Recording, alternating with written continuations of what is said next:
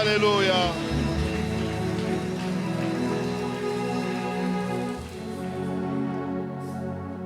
Oh, merci Seigneur. J'aimerais nous demander dans cette attitude, nous allons prendre place. Dans cette forte attitude de prière, nous maintenons cette attitude. Et il a plu au Seigneur que ce jour arrive.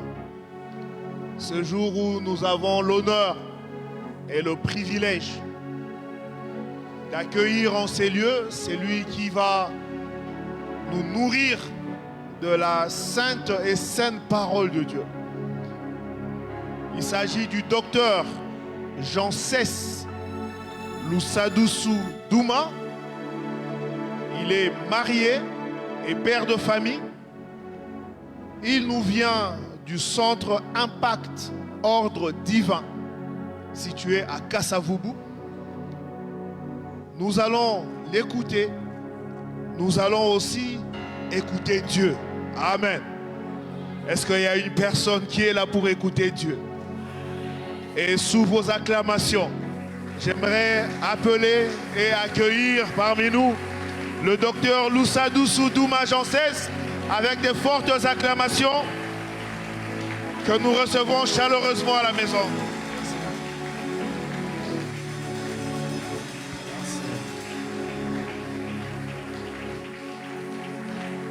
Gloire à Dieu, gloire à Dieu.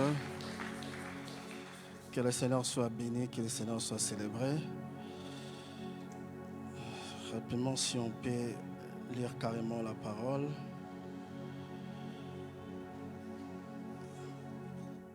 Je suis dans Ephésiens 6, le verset 12. La Bible dit « Car nous n'avons pas à lutter contre la chair et les sangs, mais contre les dominations, contre les autorités, contre les princes de ce monde des ténèbres, contre les esprits méchants dans le monde céleste.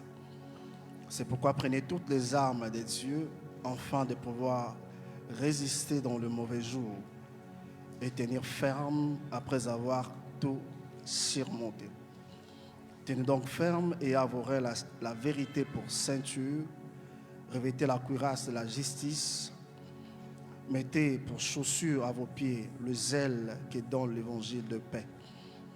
Prenez par-dessus tout, c'est le bouclier de la foi avec lequel vous pouvez éteindre tous les traits enflammés du malin. Puis Psaume 114. Quand Israël sortit d'Égypte, quand la maison de Jacob s'élonna d'un peuple barbare, Juda devint son sanctuaire, Israël fit son domaine, la mer le vit s'enfuir, le Jourdain retournant en arrière.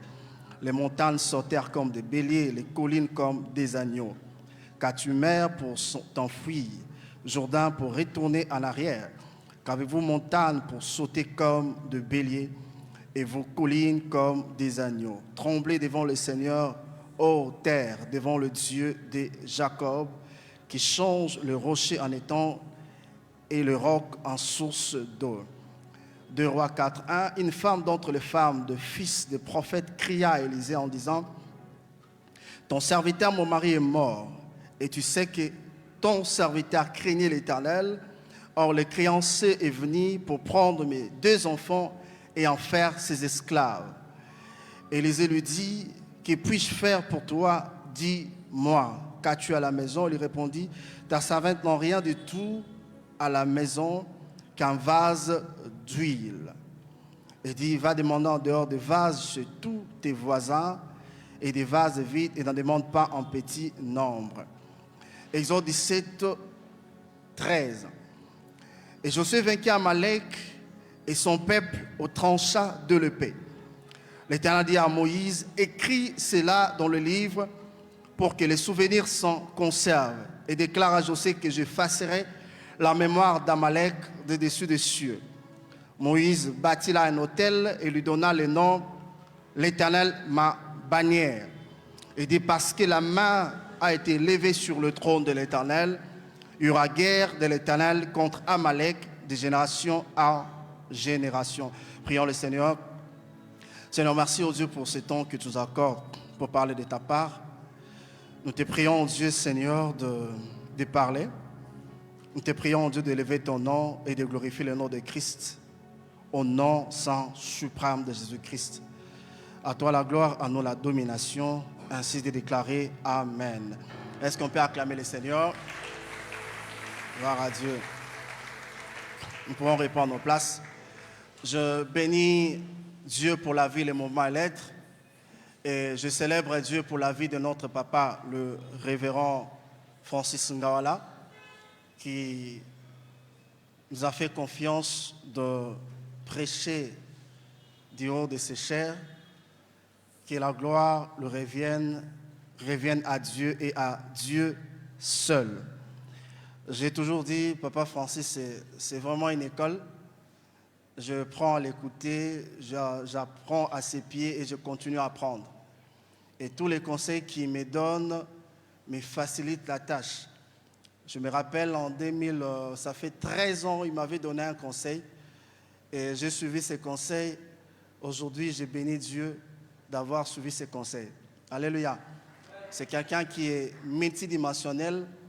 Il ne parle pas seulement pour le couple, mais il peut donner des conseils sur la vie et si vous les suivez, soyez-en sûrs, vous aurez des résultats exceptionnels. J'ai suivi sa prédication le dimanche 17. J'ai le privilège de suivre cette prédication sous forme de conseils avant de livrer ça en prédication. Alléluia. C'est là un test qui tient vraiment non seulement à ma réussite, à tous les jeunes qui s'attachent à lui. Et voilà un peu. Que Dieu soit glorifié, que le Seigneur soit magnifié pour sa vie. Amen, amen. Gloire à Dieu. Alors, le thème qu'on m'a donné de prêcher ce soir, c'est les combats spirituels et la consécration. Les combats spirituels et la consécration. Il y a d'autres versets que nous allons énumérer ou citer au fur et à mesure nous avançons. Mais alors, quelques affirmations. C'est qu'il faut comprendre le combat spirituel et biblique est réellement une réalité. Parce que à l'heure actuelle, certaines personnes affirment haut et fort que les combats spirituels n'existent pas. Il y a certains qui disent lorsque tu atteins une certaine dimension, tu ne peux plus parler du combat spirituel. Il y a d'autres même qui parlent que le combat spirituel relève de l'Ancien Testament. Mais quand on lit déjà le Nouveau Testament, la Bible parle de prenez toutes les armes de Dieu. Quand on dit prenez toutes les armes, donc c'est quelque part les combats est réel et les combats existent. Deuxième pensée, il faut comprendre, la vie est faite de passations. Et à chaque dimension, il y a toujours un caution que nous sommes appelés à payer en fait d'atteindre une dimension. Et même lorsque tu es dans cette dimension-là, cette dimension t'exigera sous certaines choses que tu es appelé à faire, soit pour se maintenir ou soit pour passer encore à une nouvelle dimension. Troisième pensée, chaque dimension de la vie est liée à ces combats. Il y a toujours des combats liés à chaque dimension de la vie. Quand tu étais célibataire, quand tu étais étudiant, il y a des combats liés à la vie étudiantine. Aujourd'hui, tu as fini tes études, tu travailles, il y a des combats liés à ça, à la vie professionnelle. Il y a des combats quand tu vas te marier, ainsi de suite. Quatrième pensée, la vie nous offre souvent pas de repos. C'est-à-dire, peu importe ce que tu peux faire aujourd'hui, tu travailles dur, tu pries, tu gênes. Demain, il y aura encore d'autres combats qui vont se présenter. La preuve en est lorsque Dieu parle à Moïse, il dit à Moïse, écris ces choses, parce qu'il y aura guerre contre Amalek de génération en génération. Bien que Dieu parle en disant, j'effacerai la mémoire d'Amalek, mais il dit encore qu'il y aura guerre contre Amalek de génération en génération. Dieu ne parle pas quand est-ce que cette guerre-là terminera, mais il dit carrément qu'il y aura guerre de génération en génération. Cinquième pensée, il n'y a aucune dimension dans la vie où nous pouvons vivre sans combat. Chaque dimension a ses combats. Sixième pensée, les combats ethniques, il n'y a pas de combats. On parle de combats spirituels. Mais ces combats changent souvent de forme et de type. Dans le combat spirituel, il y a tellement de formes et de combats. Ces combats peuvent prendre plusieurs formes, mais ça demeure le combat spirituel.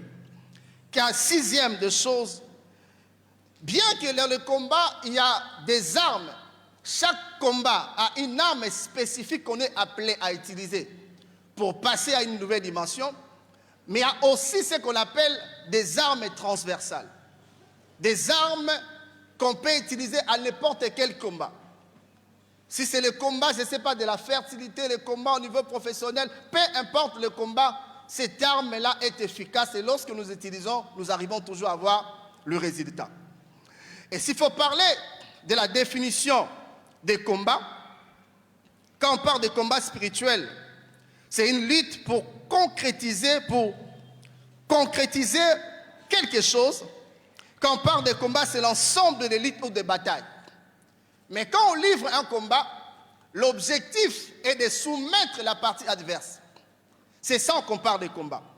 Et quand on parle de combat, les combats, c'est une action particulière d'une partie des troupes, souvent imprévue. Il y a des combats qui peuvent venir comme ça, tu ne mets pas au courant qu'il y a un combat, du coup le combat se présente et tu es appelé à livrer ces combats. Cinquième, pensez à ce qui concerne les combats. Le combat, c'est une lutte ou un conflit violent entre deux ou plusieurs personnes ou une organisation avec comme objectif d'établir une domination sur la partie opposée.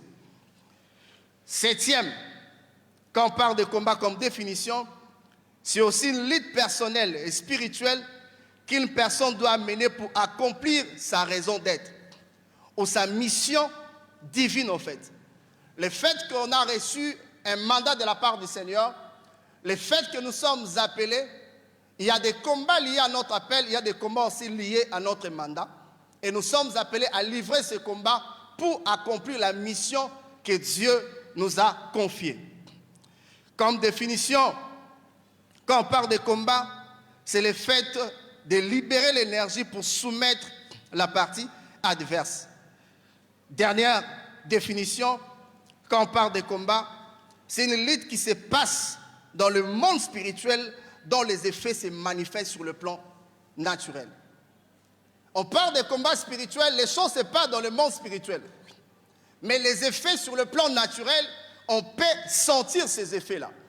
La preuve en est, les cas que nous venons de lire, on parle d'Amalek qui était en guerre avec Israël. La guerre, on peut dire, c'était une guerre naturelle, mais sur la montagne, il y avait quelqu'un avec de ses collaborateurs qui priaient pour que Israël soit victorieux. Dans d'autres termes, ce combat, ce n'était pas seulement un combat sur le plan naturel, mais c'était un combat qui était purement spirituel. On peut voir des résultats qui se passent comme ça, mais à fond, c'est un combat spirituel. Alléluia. Alléluia. Et au fur et à mesure nous avançons, lorsque nous lisons la Bible, vous remarquerez que Israël, bien qu'il a remporté la victoire, plus loin, lorsque Israël va se retrouver à Babylone, l'écart avec le temps d'Assuris, la reine Esther, vous remarquerez un descendant encore d'Amalek, on parle du roi Agag, qui va s'élever pour combattre Israël. Il a combattu Israël pendant qu'Israël marchait pour arriver à Canaan. Il va encore combattre Israël par ses descendants à l'époque de Saoul. Et plus tard encore, il s'élèvera pour combattre Israël avec une autre forme. On parle d'Aman, qui était aussi descendant qui était aussi une Amalécite. Alléluia. Il y a des combats qui sont transgénérationnels. Bien que nous vivons sur la terre, peu importe ce que nous devons faire, nous devons comprendre que le combat sera toujours là et nous sommes appelés à prendre des dispositions pour vaincre ces combats. Alléluia. Origine de ces combats. Le combat a plusieurs origines. Plusieurs origines. On peut parler même cause du combat. Première cause, première origine de ces combats, c'est notre appartenance à Christ. Le jour où nous avons accepté Christ comme Seigneur et Sauveur, c'est ce jour-là où le camp de l'ennemi s'est levé pour nous combattre. Parce que l'homme en soi, c'est un esprit ayant une âme habitant dans un corps. Les promesses de Dieu sont faites à l'esprit. Les promesses ne sont pas formulées sur le corps ni sur la chair. C'est l'esprit de l'homme qui est porteur des desseins de Dieu. Et quand nous acceptons Christ comme Seigneur et Sauveur, le plan de Dieu dont nous sommes porteurs s'active. Or, le diable et son objectif, c'est faire quoi? Empêcher l'accomplissement des desseins de Dieu dont nous sommes porteurs. Et quand nous acceptons Christ comme Seigneur et Sauveur, c'est ce jour-là le combat spirituel a été déclenché. Il travaille, il fait tout de son mieux pour nous soumettre, nous empêcher à accomplir la volonté de Dieu, nous empêcher à faire ce que Dieu attend de nous. Alléluia. Alléluia. C'est pourquoi certaines personnes disent, autrefois j'étais bien là, mais quand j'ai accepté Christ comme Seigneur et Sauveur, c'est comme il y a des forces qui m'empêchent d'avancer. C'est normal parce que quand tu es en Christ, tu as déclaré une guerre contre le camp adverse, contre le camp de Satan. Alléluia. Deuxième origine ou cause d'origine de ce combat, le fait que tu sois porteur des desseins de Dieu. Cela suscite aussi des combats. Quand on lit la Bible, vous remarquez que dans Matthieu, juste au début là, Christ est né. Mais lorsque Hérode a appris la nouvelle de la naissance de Christ, il pose la question aux scribes, on a donné les informations sur Christ. Et il pose encore la question, combien de temps cette étoile brillait? Et lorsqu'il a appris seulement la grandeur de la personne qui est née, Hérode était dans tous ses états. Son seul objet, c'était anéantir Christ. Alléluia. Alléluia. Alors, si Christ est porteur d'un message, d'une libération, d'une mission spécifique, il a été combattu à sa naissance à combien plus forte raison, nous qui acceptons Christ comme Seigneur et Sauveur. Et cette acceptation active le plan de Dieu dans nos vies. Pour dire que le combat sera toujours là et nous sommes appelés à prendre des dispositions pour livrer ce combat. Alléluia. Alléluia. Matthieu 2, à partir du 8e verset, nous pouvons lire ça. Toujours en ce qui concerne les causes, qu'est-ce qui provoque le combat? Troisième, ce sont nos réalisations. Dans la vie de chaque jour, en fait, c'est vrai, chacun a sa particularité, chacun a sa vie, chacun a son étoile. Mais lorsque tu commences à se démarquer, à faire des choses exceptionnelles, c'est déjà le début d'un combat. Parce que dans ce monde, les gens veulent que... Mais quand tu commences à se démarquer, tu déclenches un combat. Il y a des gens qui vont chercher à te détruire, non seulement sur le plan physique, mais ils cherchent à te détruire sur le plan spirituel. Parce que tout ce qui se passe sur le plan naturel provient en fait du monde spirituel. Alléluia. Alléluia. Quand tu commences à faire des progrès, à avancer, à faire des choses au-delà de la portée des hommes, ça provoque toujours des combats. Parce que naturellement, les gens nous jugent en fonction d'eux, en fonction de leur perception, en fonction de ce qui... À des fois, les gens estiment que par rapport à ta taille, tu peux que faire 2 pas et c'est fini. Ils te jugent par rapport à ta taille. Souvent, les gens nous jugent en fonction de notre état, pendant que notre destinée ne dépend pas de notre taille, ne dépend pas de nos teintes, ne dépend pas de nos origines terrestres. Notre destinée dépend de Dieu. Et quand nous faisons de grandes choses, les gens souvent sont très mal à l'aise. Alléluia. Et ils commencent à nous combattre. Ils commencent à nous combattre. Ce qui provoque aussi des combats, par moments, c'est notre propre indiscrétion. Alléluia. Aujourd'hui, nous sommes dans un monde, il y a même les termes qu'on appelle matalala, c'est ça. C'est-à-dire, les gens veulent exposer tout et n'importe quoi. Mes frères et sœurs, si Dieu ne t'expose pas, il ne faut pas s'exposer. C'est-à-dire, vous voyez quelqu'un, il achète quelque chose, il met sur Facebook. Amen, amen. Mais là, les autres regardent. Ah, à quoi musique? C'est que toi, tu estimes que c'est normal. Une autre personne, pour elle, c'est grave.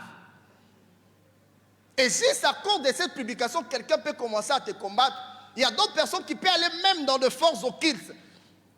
Faire des fétichistes pour te combattre parce que tu as présenté quelque chose, tu estimes que non, tu ne peux pas atteindre cette dimension-là. Il y a d'autres personnes qui pensent qu'ils sont meilleurs que nous et que nous ne méritons pas et ils méritent mieux que nous. Et quand toi tu fais des choses au-delà de sa portée, qui est au-delà de sa portée, il peut chercher à te nuire. Alléluia. Rappelez-vous de ce qui s'est passé. Mes frères et sœurs, Dieu punit, Dieu expose les personnes qui s'exposent elles-mêmes. La preuve en est avec Ézéchias. Ézéchias, Dieu l'a guéri, oui. Mais après sa guérison, les visiteurs sont venus. Il a fait visiter à ces hommes, aux ambassadeurs de Babylone, tous les biens précieux. Non seulement de la maison et de la maison de Dieu. Et vous connaissez la suite. Qu'est-ce qui s'est passé? 5e cause de nos combats, ce sont nos fréquentations. Il y a certaines connexions qui posent des combats. Il y a des gens, des fois, qui ont ce qu'on appelle une mauvaise odeur. Lorsque vous vous attachez à cette personne-là, ces combats peuvent devenir aussi tes combats. Il y a des gens comme ça. Alléluia. Alléluia. Il y a des combats aussi qui sont provoqués par nos propres erreurs. Quelle erreur, par exemple? Mes frères et sœurs, quand tu as une seule chemise, garde cette chemise-là. Bon, chez nous, les frères, des fois, c'est un peu les sœurs. Si tu n'as pas de plantes, mais bon, ça c'est normal, tambola. Alléluia. Le fait de prendre les histoires auprès d'autres filles, ça peut attirer aussi des combats. Parce que chacun a sa particularité et chaque individu a aussi ses combats. Mais quand tu as l'habitude de prendre les habits des autres, les plans des autres, quoi encore? Les chaussures des autres, toutes ces choses-là, on peut négliger ça, mais ça provoque des combats. Alléluia. Alléluia.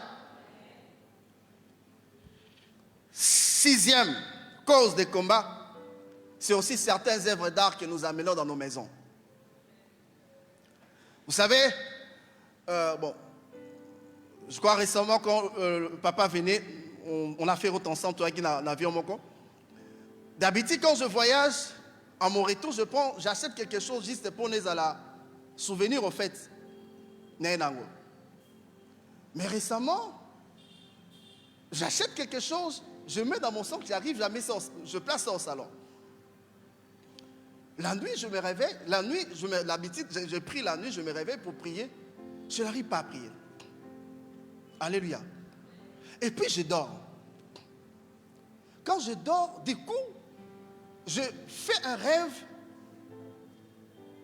Quelqu'un qui est en train de m'observer. Une dame. Directement, je me sursaute. Ça, c'est quoi ça? Et quand je me réveille, Dieu me dit directement, tu vois ce que tu as amené là. C'est exactement ça. Mes frères, je n'ai pas hésité, j'ai pris la chose, j'ai brisé ça, j'ai pris et j'ai jeté ça et c'est fini. Alléluia. Il y a des choses qui peuvent apporter des combats parce que chaque objet, en fait, les œuvres d'art, d'une manière naturelle, on peut dire que c'est une œuvre d'art. Mais il y a toujours un côté spirituel qui transporte la chose qu'on peut avoir. Je me rappelle, il y a cela, je crois, combien d'années? 2004, 2021, ça fait, je crois, non, 2004, ça fait 21 ans. J'étais moniteur à l'école du dimanche. Alors un jour, on a encadré des filles, des jeunes garçons de 12 à 17 ans. Mais il y avait une fille de teint clair qui avait une intelligence extrême. Elle avait 16 ans, elle était déjà à l'université. Donc quand elle te parle là, tu te poses la question, moi non, le outil, wapi. Elle peut venir le matin comme ça, vous dire, papa, Dieu m'a dit, voilà ce qui va se passer, il y a ça, ça, ça, ça. Vous gardez votre calme, mais vous travaillez exactement ce qu'il a dit. Alléluia. Et puis elle avait un pouvoir, en fait, un talent extrême à ce qui concerne le dessin. Et la plupart des cas, lorsqu'elle dessine, elle dessine les sirènes, les eaux. C'était ça, en fait, qu'elle dessinait. Mais moi, mon esprit ne marchait pas, en fait, avec elle. Et l'un de mes aînés me disait toujours, non, tu vois, avec ces talents, il faut capitaliser ça. Hein, l'enfant est intelligent, tout ça. Mais ça passait pas, elle faisait déjà la médecine. Alors, un jour, pendant juste qu'on faisait la modération, du coup, il a été saisi par l'esprit et il y avait des manifestations terribles. Après 7 ans, son père est mort. Quand son père est mort, c'est normal, c'est un enfant, vous devez la rendre visite. Arrivé là-bas, pendant qu'on parlait, du coup, il sursaute. Il dit, Daddy, s'il te plaît, tu peux me donner ta main? Et je dis, pourquoi? Oh non, je voudrais vérifier quelque chose. Non, tu peux vérifier comme ça. Et puis il dit, non, si je vais vérifier la dimension d'une personne, il suffit seulement de la saluer directement, je peux connaître la dimension de la personne. Et puis elle commence à dire, non, quand j'étais à ma première venue, j'étais reine, j'étais tellement méchant. Je lui ai dit, ma fille, il est réservé à un homme de mourir une seule fois, après quoi vient les jugements. Alléluia. Mais le problème, c'est quoi? Cette fille a été initiée dans l'occultisme à l'âge de 12 ans par le rapport sexuel, par l'ami de son père. De l'autre côté. Et c'est elle qui devait hériter, j'en parlerai encore plus nous avançons, des choses de son père. Mais le fait qu'on mettait les enfants ensemble, on travaillait en réseau avec les enfants, quand j'ai remarqué ça, j'ai dit à l'aide de mes fils, si telle personne te donne quelque chose, ne prends pas. Mais malheureusement, et un jour, cette fille va prendre juste une carte postale avec un parfum, il donne à l'aide de mes fils. À Fongoli, à Tangi, à comprendre. À Benyengai. J'arrive à la maison chez lui. Je dis, est-ce que tu as lu ça? Oh non. Je prends la carte postale, je mets dans mon sac. Je prie pour lui. Une fois seulement, je prie cette carte, je mets dans mon sac. C'est-à-dire, c'est comme si les fantasmes s'étaient imposés sur moi. Oh, naturellement, je ne peux pas faire des airs avec des fantasmes. Quand ça vient, je balaye ça. C'est le principe. J'ai fait un effort, ça ne marche pas. Je prie, ça ne marche pas. J'ai dit non, non, non. Ça, c'est un problème. Je prends la décision d'aller à l'Ozizi là. Et pendant ma retraite, on vole mes sacs. J'ai dit non, ça, c'est pas possible. Je rentre sans solution. Je reste seulement avec le sac où il y avait la carte. Alors à l'époque, on faisait partie de l'intercession de l'évangile. J'arrive dans notre pièce, là, je commençais à prier, du coup, j'ai commencé à pleurer. J'ai dit, Seigneur, qu'est-ce qu'il y a? Du coup, Dieu me dit, qu'est-ce que tu as dans ton sac? J'ouvre le sac, et c'est la carte. Et je mis les sacs, je mis cette carte-là, je priais pour ça pendant que je brûlais la carte. Et directement, cette mauvaise ombrage. Alléluia. Alléluia. C'est-à-dire, je suis allé répondre, aider quelqu'un, mais le fait que je prie quelque chose, les effets qui étaient destinés à ces garçons, directement, ils se retournaient contre eux. Alléluia. Et il fallait prier pour que cela soit complètement brisé. Alléluia. 5e ou 6e chose qui peut provoquer des combats, c'est l'héritage spirituel. L'héritage spirituel. Alléluia. L'héritage spirituel peut poser beaucoup de combats parce que, je crois, le Père l'enseigne plusieurs fois ici. Il parle des autels, il parle des alliances. Quand vous lisez ces livres, vous écoutez ces prédications, vous comprenez en fait de quoi je parle, de l'héritage spirituel. Lorsque la parole parle, par exemple, ce sont des pères qui ont mangé les raisins verts, ce sont les dents des fils qui sont agacés. Il y a des actes que le père a posés. Et qu'est-ce qui arrive? Ce sont des enfants qui en bénéficient. Les bénéfices peuvent être négatifs. Les bénéfices peuvent être aussi positifs. Le cas d'Abraham, on parle d'Abraham, il a donné en fait la dîme au roi Soleil, à Melchisedec. Qu'est-ce qui est arrivé? Lévi qui était dans sa 4e génération, il a reçu une vocation. Les actes que nous posons, ce ne sont pas des actes isolés. Ces actes sont liés à nous et on peut aussi, nous arrivons à transmettre des choses aux générations qui viennent juste après nous. Et des choses que nous transmettons, si nous avons des alliances, surtout dans la carte, ça va partir. Si elle va veto salaki, va s'imposer. Na vie à bateau, ainsi de suite. Si c'est positif, gloire à Dieu. Mais si c'est négatif, nos enfants aussi paient, toutefois, payer les prix. Alléluia. Nous sommes les gens qui nous sont attachés. Alléluia. 7e cause des combats, c'est le fait que tu sois un héritier désigné. L'héritier désigné. Quand je parle d'héritier désigné, c'est qui au fait? C'est une personne choisie par voie d'autorité pour hériter au fait ou bénéficier de la vie de son père ou de son maître. C'est celui-là un héritier désigné. Quand vous lisez la Bible, vous remarquerez que dans Genèse 25, Abraham, au soir de sa vie, qu'est-ce qu'il a fait? Il a fait cadeau à ses enfants. Mais à Isaac, il a cédé tous ses biens. À un héritier désigné, on donne tous ses biens. Un héritier désigné bénéficie de l'actif et du passif de son père. Et vous savez bien, quand on parle des passifs, vous savez, tout ce qu'on trouve là-bas, ce sont des dettes et tout, les capitaux propres. Et quand ce sont des actifs, vous savez ce que nous trouvons là-bas. Lorsque vous êtes un héritier désigné, c'est-à-dire vous héritez directement des combats. Vous héritez des combats de vos pères. Vous héritez aussi de certains de ces privilèges. Or, dans ces domaines, en ce qui concerne les héritiers désignés, lorsque c'est négatif, c'est-à-dire soit c'est le père lui-même qui choisit, mais soit le monde ou la confrérie du père qui choisit, en fait, c'est tel enfant qui sera héritier désigné. Alléluia. Alléluia. Et quand tu es héritier désigné, c'est-à-dire il y a certains combats que tu vas rencontrer dans la vie. Tu te poses la question, je n'ai rien fait. Non, tu n'as rien fait, oui. Mais c'est toi qu'on a choisi. Alléluia. C'est un privilège lorsque, si tu es héritier désigné du bon côté. Mais quand c'est du mauvais côté, c'est-à-dire c'est très compliqué. Amen, amen. Parce qu'un héritier désigné est appelé à pérenniser les actions de son père. Il est appelé à continuer au fait la lignée de son père. Il bénéficie des alliances, il bénéficie de tout ce que son père a bien comme ça. C'est celui-là un héritier désigné. Le cas de cette fille. Et souvent, il y a certaines choses que les gens sont en train, des combats que les gens sont en train de livrer ou de vivre. C'est simplement parce qu'ils sont des héritiers désignés. Alléluia. Puis il dit, mais non, moi je n'ai rien fait dans la vie.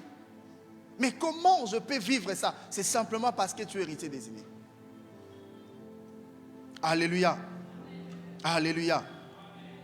Et quand nous sommes dans une telle position, c'est tout à fait normal que nous puissions rencontrer tellement de combats. À des fois, nous faisons des efforts, ça ne marche toujours pas. On se pose la question, Seigneur, pourquoi ça? Pourquoi ça? Simplement parce que tu es un héritier désigné. Un héritier désigné, ça peut être un disciple. Ça peut être un enfant. Ça peut ou ça peut. Tout dépend des cas, en fait. Alléluia. Mais si tu es un héritier désigné, négatif, sois-en sûr, tu rencontreras toujours des combats. Et ce qui est plus important, il faut découvrir au fait. Si réellement tu es dans ces cas-là, pour poser des actions qui pourraient te libérer au fait de cette force-là négative. Parce que si tu es un héritier désigné, c'est-à-dire tout ce que tu fais, c'est comme si un esprit familier qui est à tes côtés là, on te contrôle. À la limite, à la minute, au fait, on a tes informations. Tu te poses la question, comment ça arrive? Et il y a plusieurs personnes aussi qui sont dans de tels combats simplement parce qu'ils sont des héritiers. Elles sont dans le lot des héritiers désignés. Alléluia. Alléluia. J'ai rencontré plusieurs cas des héritiers désignés. Malheureusement, vu le temps, je ne pense pas en parler en profondeur. Alléluia. Alléluia. Bien-aimés dans le Seigneur, pour tous ces cas, au fait, le fait que ce sont des combats, que tu sois héritier désigné, même si ce sont tes propres erreurs qui ont provoqué ça, même si c'est ta propre indiscrétion, même si c'est tes connexions, même s'il y a certaines choses que tu as commises qui t'ont entraîné dans ça, la Bible parle que nous sommes appelés à faire quoi? À prendre toutes les armes de Dieu pour faire face à l'ennemi. prendre toutes les armes de Dieu. Nous avons la facilité, nous sommes déjà dans le Seigneur. Mais ce qui reste, il faut prendre les armes. Bien-aimé, tu ne peux jamais vaincre, régner dans ce monde si tu n'as pas la notion du combat. Le combat sera toujours là, peu importe la dimension que tu vas atteindre. Même quand tu dis non, maintenant il n'y a plus de combat. Le problème c'est quoi en fait? Il y a certaines personnes qui ont atteint une certaine dimension dans la spiritualité. Ils pensent qu'il n'y a plus de combat. Les combats sont là. Mais sauf qu'ils ne sentent plus ces combats-là. Alléluia. Mais le combat est là. Amen, amen. Alors, qu'est-ce qu'il faut faire au fait? Partant de toutes ces choses, de tous ces combats qui peuvent se dresser devant nous. Aujourd'hui, je ne suis pas venu présenter beaucoup d'armes. Je suis venu te présenter une seule arme. L'arme que je présente ce soir, c'est une arme transversale. Elle s'applique pour dans n'importe quelle catégorie de combat. Cette arme, c'est la consécration. Alléluia. La consécration. Mes frères et sœurs, la consécration est une arme transversale. Il n'y a aucun combat si nous arrivons à utiliser la consécration et qu'on reste perdant dans ces combats. Quand nous lisons la Bible, vous allez remarquer qu'à chaque fois que Dieu appelle quelqu'un, la chose que Dieu cherche, c'est d'abord notre consécration. Il appelle Abraham, il dit quitte ta patrie, quitte la maison de ton père, va vers le pays, je t'indiquerai. Abraham est sorti. Mais quand on arrive à Genèse 17, je pense, il dit Abraham, marche devant ma face et sois intègre. Alléluia. Il dit marche devant ma face, sois intègre. Aujourd'hui, ici, les combats, il y a certains combats qui continuent. Des combats ici, la caté, simplement, où les gens continuent à sentir le fait de ces combats. Simplement parce que nous sommes dans une vie chrétienne où la consécration devient de plus en plus rare. Alléluia. La consécration devient de plus en plus rare. À des fois, on se pose la question, est-ce que c'est l'église ou c'est autre chose? Quelqu'un qui est conscient, quelqu'un qui est conscient, une personne qui est consciente des réalités de sa famille. Il comprend qu'elle est appelée à évoluer, à faire de grandes choses. Mais c'est la même personne qui a 3 à 4 fiancés. Alléluia. Alléluia. Mais il pense, oh, j'appelle sa fiancée? Non, ma kangou, c'est plus mieux. Et comment vaincre dans ces conditions? Alléluia. Il y a des gens, des fois, qui fréquentent l'église. Tu es marié, ma soeur. Mais au service, tu fais autre chose. Alléluia. Après, quand la maladie va s'élever, quand il y aura des problèmes, tu vas te poser des questions. Seigneur, pourquoi ça? Non, non, le problème, ce n'est pas Dieu, le problème, c'est nous. Le problème, c'est toi.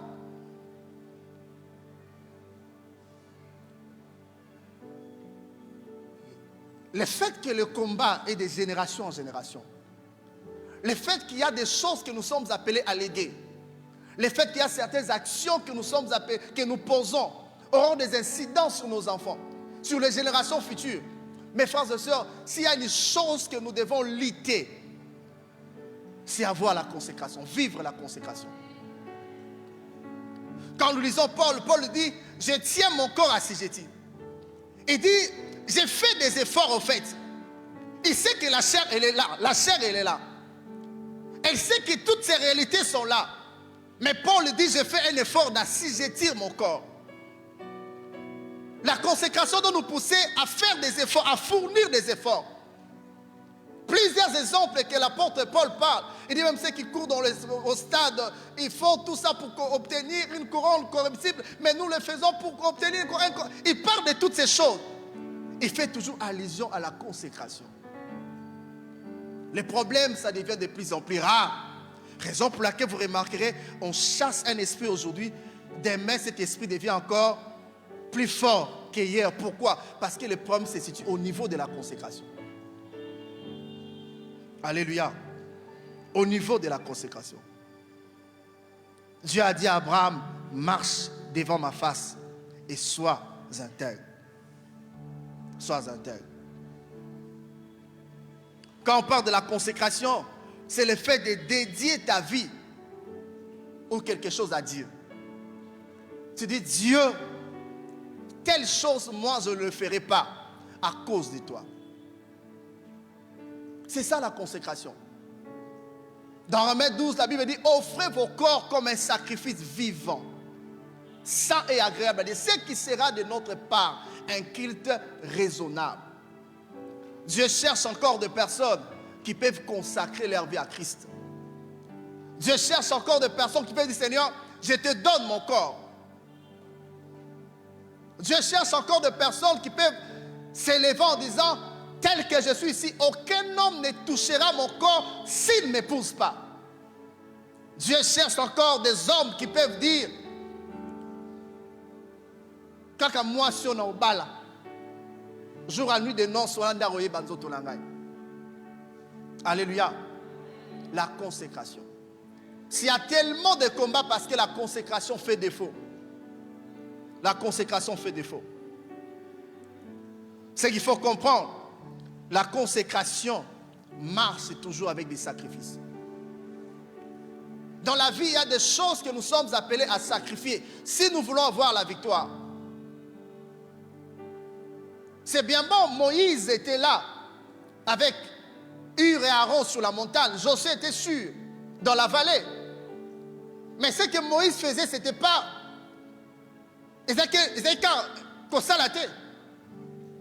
C'est-à-dire Moïse a consacré son temps dans la prière afin que Josué puisse avoir la victoire. Alléluia.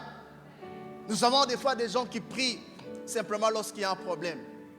Mes frères, la prière n'est pas un roue de secours. La prière fait partie de notre vie de chaque jour. Et nous sommes appelés à prier. Même quand tu avances, il faut continuer à prier. Même quand tout va bien, il faut continuer à prier. Même quand tu sens plus des attaques, il faut continuer à prier. Alléluia. La consécration. La consécration. La consécration, c'est le fait de s'aligner pour la mission de Dieu. Dis Seigneur, moi là, c'est toi. C'est toi. C'est toi. Yokaka, c'est ça la consécration. Alléluia. Alléluia.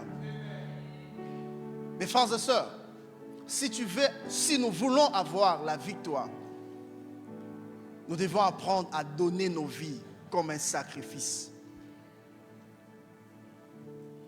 à Dieu. Ce que j'aime avec le Seigneur, Dieu n'oublie jamais ce que nous faisons pour lui.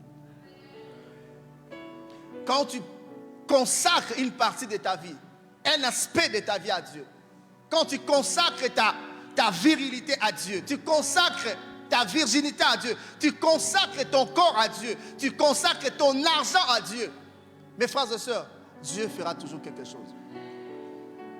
Vous savez, souvent, il y a des saletés qui sont dans de vie, c'est simplement à cause de l'origine des fonds. Parce que si ton argent est sale, ta vie sera aussi sale. Raison pour laquelle vous remarquez, il y a des gens qui craignaient le Seigneur. Lorsqu'ils ont commencé seulement à voler l'argent de l'État, on se pose la question, est-ce que c'est toujours lui sur une autre personne? Alléluia. Mais par moment, lorsque l'argent monte aussi, tu peux dire à Dieu, Seigneur, mon argent à moi, c'est pour toi. Si tu consacres ton argent à Dieu, peu importe la dimension que Dieu va t'amener.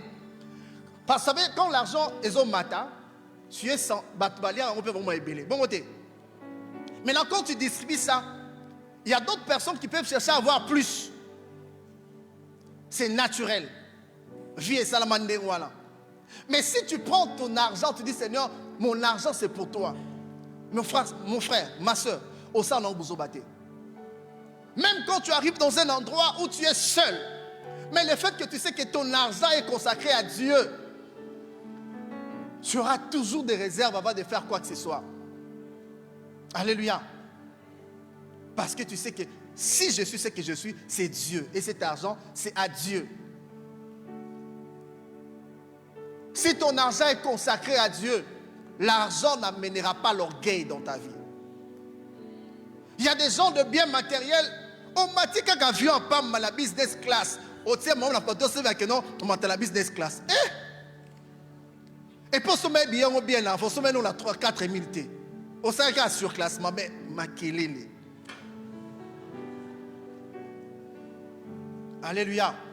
Mais si réellement l'argent, tu la consacres à Dieu, mon frère, il y a certaines choses que tu ne le feras pas. Alléluia. Parce qu'il y a certains péchés qui coûtent les moyens. Mais quand tu es face à ces péchés, quand tu fais sortir l'argent, directement, tu te rappelles que cet argent, c'est l'argent de Dieu. Et tu ne le feras plus. Alléluia. Mes frères et sœurs, il y a certains combats pour vaincre ça. Tu peux consacrer une partie de tes revenus. Il y a des gens qui donnent 10%. Dites-moi, Seigneur, je donne 20%.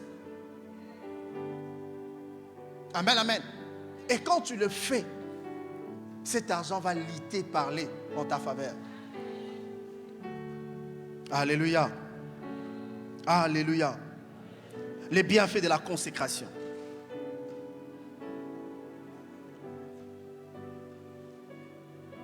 Première des choses, à ce qui concerne la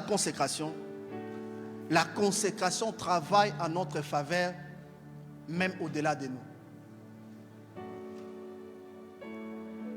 Même au-delà de nous. La consécration travaille même après nous. La consécration traverse des générations. La consécration parlera en faveur de nos enfants. La consécration parle. La preuve en est pour le cas de cette femme veuve. Son mari est mort, les créanciers venaient pour prendre ses enfants pour en faire des esclaves. Qu'est-ce qu'elle a fait? Elle a crié à l'homme de Dieu. Mais lorsqu'elle a crié à l'homme de Dieu, elle a présenté un élément. Elle dit ceci: ton serviteur, mon mari est mort. Il est d'abord serviteur d'Élisée et puis son mari. Il a laissé des dettes. Les créanciers venaient pour prendre mes enfants pour en faire des esclaves. Elle ajoute: tu sais que ton serviteur, mon mari, craignait le Seigneur. Alléluia. Un élément de détail. Il dit: ton serviteur, mon mari, craignait le Seigneur. Et l'homme de Dieu n'a pas pris le temps de discuter. Il va demander des vases. Mes frères et sœurs, la consécration, le pouvoir de te dédouaner du pouvoir de l'esclavage. Je ne sais pas ce qui a été dit sur ta famille. Je ne connais pas tes origines. Mais si réellement ta vie est consacrée à Dieu, les réclamations de ta famille ne s'imposera pas sur toi. Pourquoi? Parce que la consécration te dédouanera de toutes ces forces négatives. Alléluia. Alléluia. Deuxième des choses qu'ont bien fait de la consécration.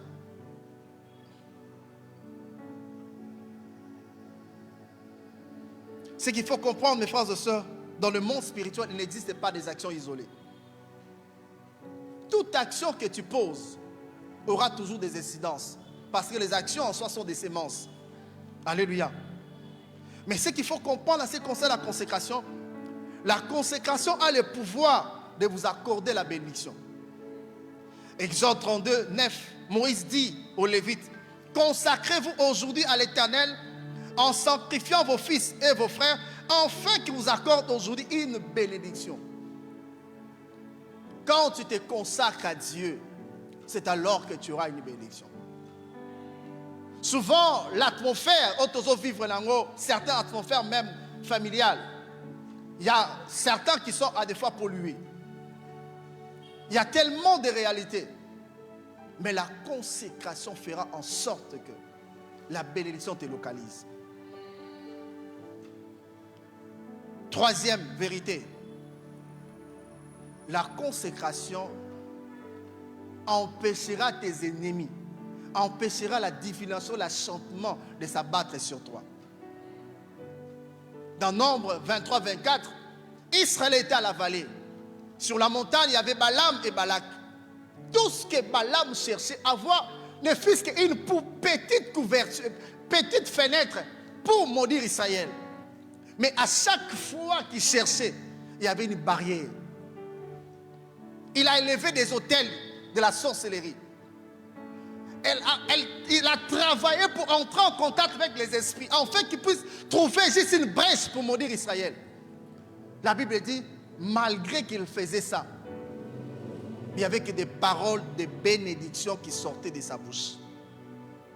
Alléluia. Il n'y avait que des paroles de bénédiction qui sortaient de sa bouche. Pourquoi? Parce que quand Balaam regarde Israël, il dit, je ne trouve pas de péché. Il dit, c'est un peuple à part, qui a sa demeure à part. La consécration nous aide à vivre une vie d'exception. Si tout le monde peut être envoûté, toi, tu ne seras pas envoûté. On peut envoûter tout le monde, sauf toi. Pourquoi? Parce que ta vie est consacrée à Dieu.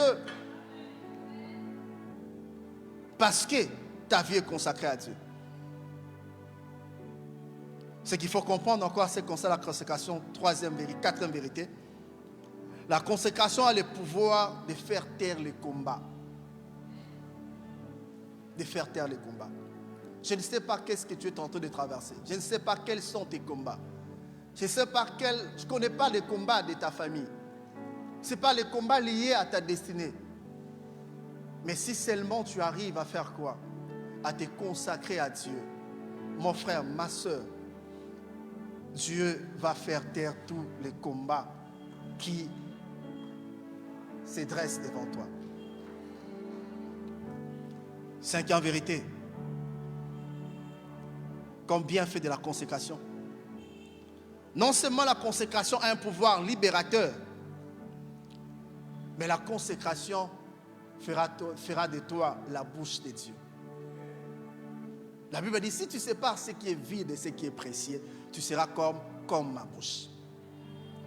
Les petits mensonges là que tu fais, mon frère, ma soeur, mettons ça de côté. Les irrégularités, ça, mettons ça de côté. Alléluia. Je me rappelle un frère qui était de l'autre côté, Napoto. Maintenant, il arrive là, il est souvent en compagnie avec son frère. Lorsqu'il monte, non, qu'on fout à nos busté. Oh, non, fout à tes poignets. Non, bon, ça va contrôler, basé la montée. Mes frères. C'est-à-dire, ce système nous pousse à faire quoi? À mentir, à voler. Mais quelqu'un qui a vraiment sa conscience avec elle, une personne qui a sa conscience, quand elle monte, la première des choses, il fait quoi? Elle doit payer son billet. Ce sont des fois des petites choses que nous négligeons parce que bon, c'est normal, tout le monde fait la même chose. Non, tu n'es pas tout le monde, tu n'es pas censé faire la même chose. Amen. C'est $2 pour c'est pas de problème, je paye. Au moins qu'il a ça. La consécration. La consécration. La consécration t'empêchera d'ajouter des zéros. Des zéros dans certaines choses. Je me rappelle d'un frère. Il travaillait quelque part, il était agent payeur à l'époque. Alors là où il était, tous ses chefs sont allés en mission. À l'époque, la paie était encore manuelle. Il a retiré 54 millions de francs à la banque centrale parce qu'il devait payer des retraités. Il finit de payer les retraités, il retire 34 millions parce qu'il doit donner les transports à ses collègues. Mais aussi, dans ces 34 millions, il y avait aussi les frais de fonctionnement. Ses chefs l'ont dit, en fait, s'il y a une dépense, tu peux faire. Alléluia. Non, on part, on va revenir. Mais ses frères, c'est quand même quelqu'un qui a étudié. Il peut toutefois créer des dépenses, non? N'est-ce pas? Dit par exemple l'entretien des splits. Est-ce qu'on a vérifié est-ce qu'entretien des splits? Non, il peut dire que dans des poignées, il y avait des poignées foutues et j'ai changé des poignées. Alléluia. Mais ces chefs sont partis.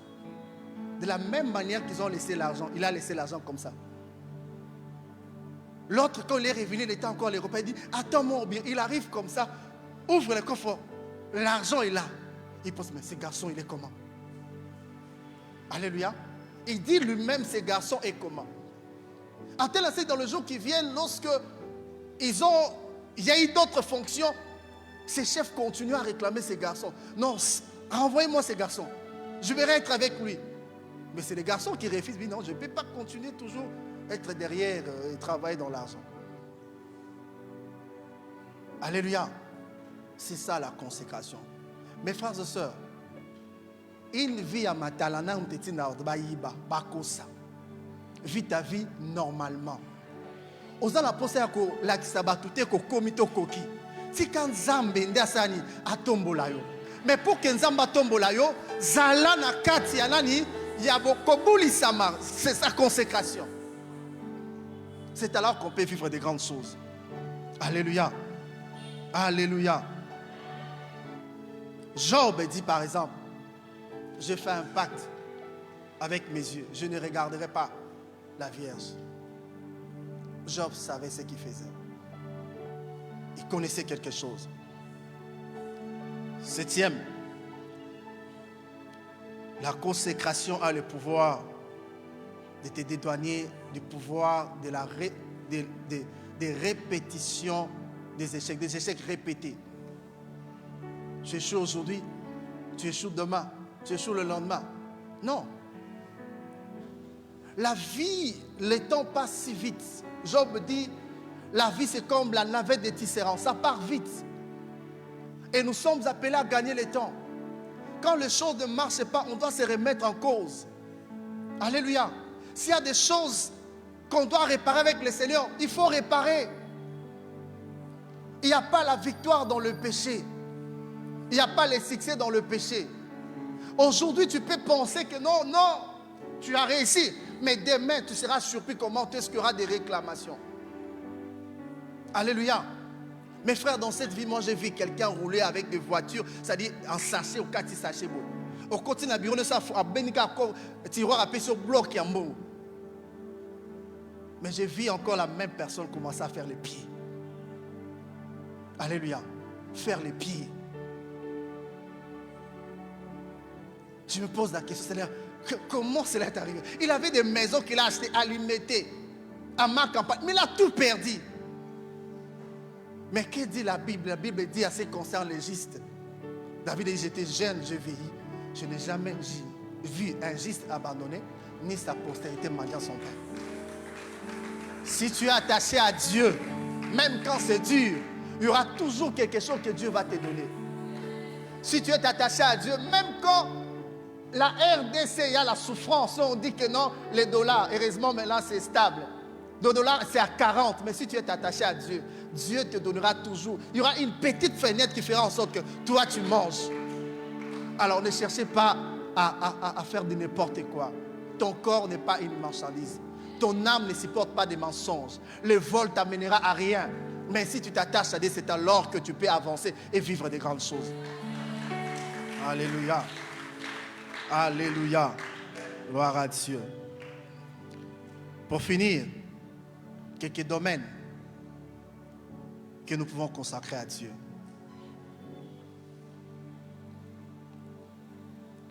Parmi les choses qu'on peut consacrer à Dieu, je l'avais dit déjà au début, tu peux consacrer ta vie à Dieu.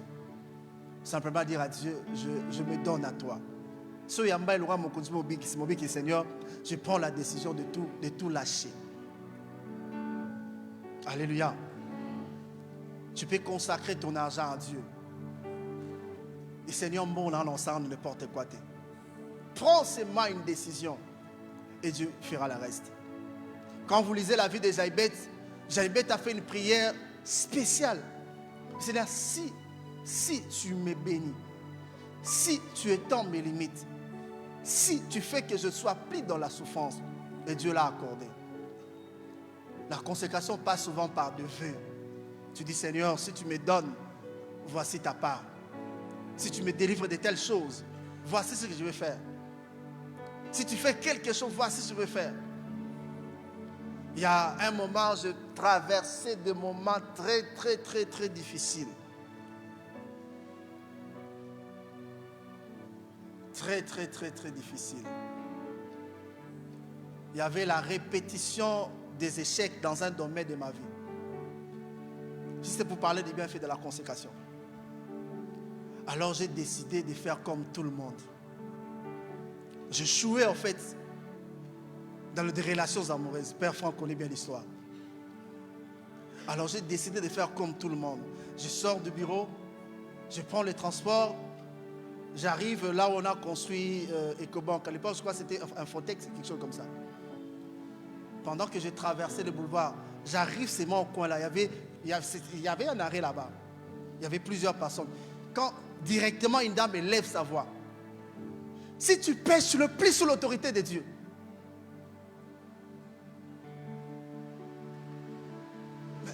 Batouan se sont mis balé. Mais comment il peut élever sa voix comme ça, l'arrêt à Batounionso? J'ai compris qu'il s'agissait de moi. Je suis resté pendant 10 minutes. Directement, j'ai renoncé à ma décision. Alléluia.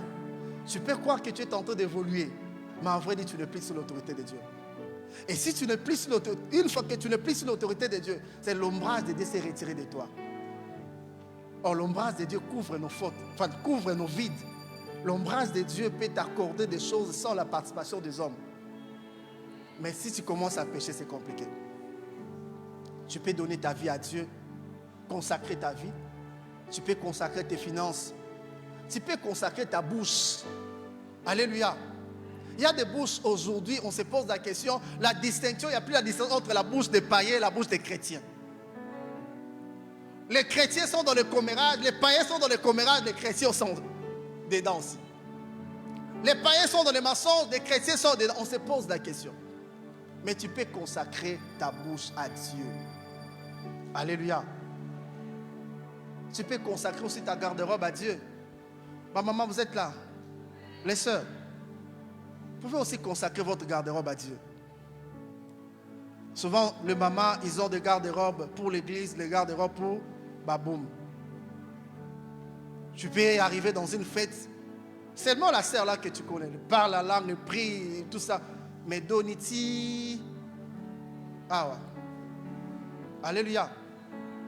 Bon, à côté, monsieur les galango, mais si tu vraiment tu consacres ta garde-robe à Dieu, je pense que ces histoires les regarder sauter. Parce que Dieu dit, ne soit pas une occasion d'échec pour les autres. Par un vœu, tu peux faire un vœu à Dieu. Seigneur, moi là, c'est toi. Anne avait un problème de stérilité. Mais lorsqu'elle s'est dit en elle-même, Seigneur, si tu me donnes ses fils sera consacré à toi. Le vœu qu'elle a fait à Dieu a délié la bouche du sacrificateur. Et elle a reçu ce dont elle avait besoin. Je ne sais pas ce que tu cherches. Je ne connais pas ton problème. Je ne sais pas combien de temps ton combat les autres ont existé. Mais je te présente une seule arme. La consécration. La consécration. Baissons tête dans la prière.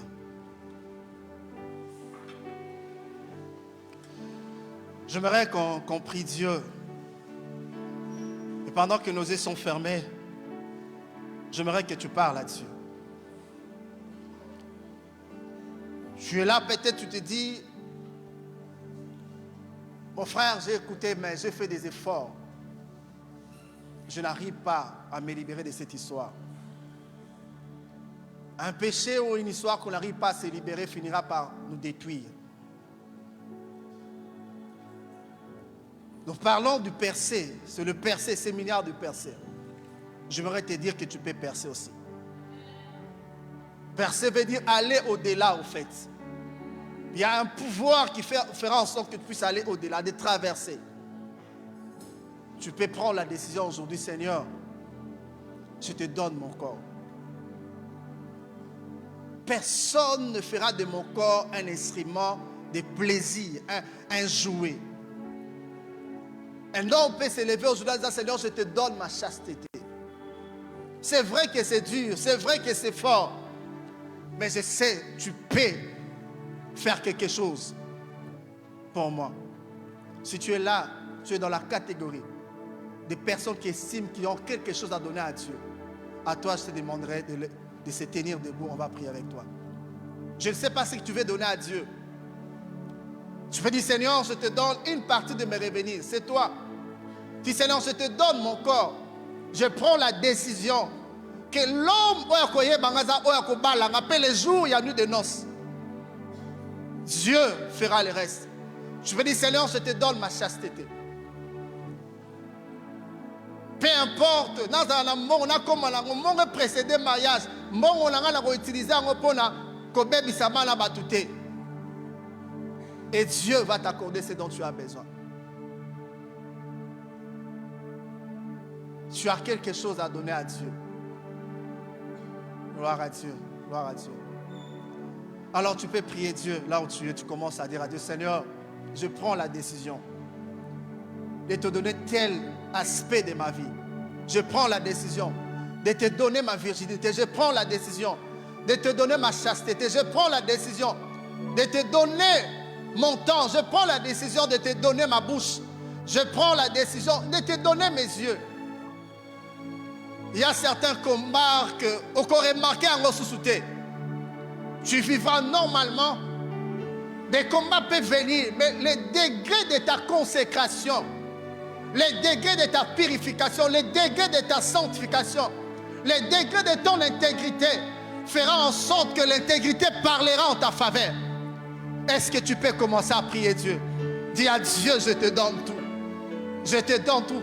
Je t'ai déjà accepté comme Seigneur et Sauveur, mais je te confie encore mon destin. Que ma volonté ne prime plus. Parce que la consécration au point extrême, c'est la mort. Comme Christ a dit, il dit, Seigneur, non pas ma volonté, mais ta volonté. Or, celui qui n'a plus de volonté, c'est quelqu'un qui est déjà mort.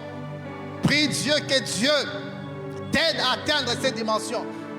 Il y a des moments où des esprits que tu chassais. Tu ne pourras plus chasser ça. Pourquoi? Parce que la consécration pèse dans le monde spirituel. La consécration parle dans le monde des esprits. La consécration te dédouane des forces négatives, des réclamations. Toi, donne cet aspect qui te fait tomber. Donne cet aspect qui t'entraîne dans des bêtises. À des fois, quand tu as l'argent, tu penses mal à dépenser. Tu penses directement dépenser cet argent. Mais tu peux dire à Dieu, dorénavant, c'est toi qui es en avant. Tout ce que je ferai, c'est d'abord toi. Dieu peut faire quelque chose. Tu peux dire à Dieu, Seigneur, oui, dans ce travail, je te les consacre, je te les consacre. Prends la place qui te convient dans ce travail. Mes frères et sœurs, dis à Dieu, je ne ferai pas de bêtises, je ne vais pas corrompre, je te donne mon travail. Dieu fera le reste. Dieu fera le reste. Dieu va te conduire. Dieu va te soutenir. Même quand le champ devient extrême, Dieu sera là pour te soutenir. Dieu sera là pour avancer avec toi. Dieu sera là pour faire le reste. Au nom de Jésus. Au nom de Jésus. Seigneur, je te prie, oh Dieu, pour mes frères et sœurs debout. Chacun, oh Dieu, a son problème, chacun a son combat.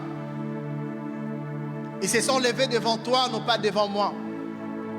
Je te prie, oh Dieu, écoute les cris de leur douleur. Écoute, oh Dieu, leur voix qui s'élève vers toi. Écoute, Seigneur, oh Dieu, la prière de mon frère et de ma soeur. De même que tu as fait avec Jaïbé. De même que tu as fait avec Anne. Seigneur, fais ça avec mon frère et ma soeur. De même que tu as fait avec Jephthé. Fais ça avec mon frère et ma soeur. De même que tu as soutenu, oh Dieu, Seigneur, Paul. Fais ça, oh Dieu, avec mon frère et ma soeur. Que sa vie t'élève dans sa moindre détail. Que sa vie, oh Dieu, te glorifie dans sa moindre détail. Peu importe l'endroit où il va se retrouver. Ici sur place, à l'intérieur du pays, à l'extérieur. Seigneur, qui garde la ligne, oh Dieu. Que sa vie parle, Seigneur, dans le monde spirituel.